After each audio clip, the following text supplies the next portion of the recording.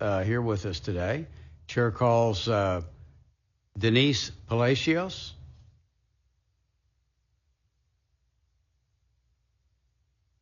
Good morning. My name is Denise Palacios, and I'm the Texas State Lead for Climate Cabinet, testifying on the revised redistricting plan. I would like to note that these hearings and public testimony on the non-issue of redistricting have come before any kind of disaster prevention, disaster relief, or recovery legislation, while Texans are still sorting through the rubble of our most recent climate catastrophe. I was born and raised in the Rio Grande Valley and have lived here my whole life. Ahead of the creation of these maps, I asked that the legislature consider that the culture and the experiences of people here in the Rio Grande Valley are vastly different than those of folks outside of the checkpoints.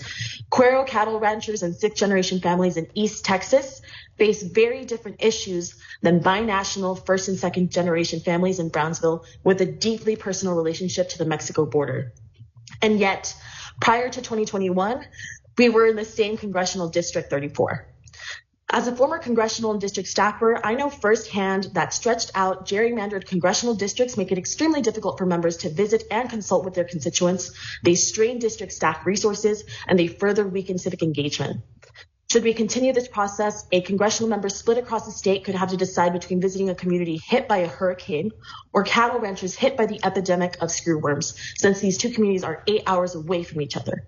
Texans deserve proper representation and attentive representatives that have the ability to meet with all of their constituents.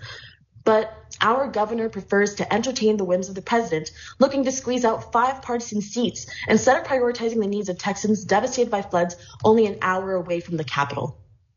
I ask that this committee take the time to create a fair process truly inclusive of all Texans with citizen input, review, and approval, because legislators shouldn't be selecting their voters. Voters elect their legislators. I will conclude by saying that I hope that you will soon return to focusing on what truly matters in this moment, supporting Texans whose lives have been devastated by the floods, and tackling the climate crisis that caused this disaster. And I also commend you for providing Zoom access today, and I look forward to the provision of online testimonies for future bills and hearings. Thank you so much for your time. Thank you very much. Members, are there any questions? Thank you again for being here. And Chair calls Kirsten Zundell.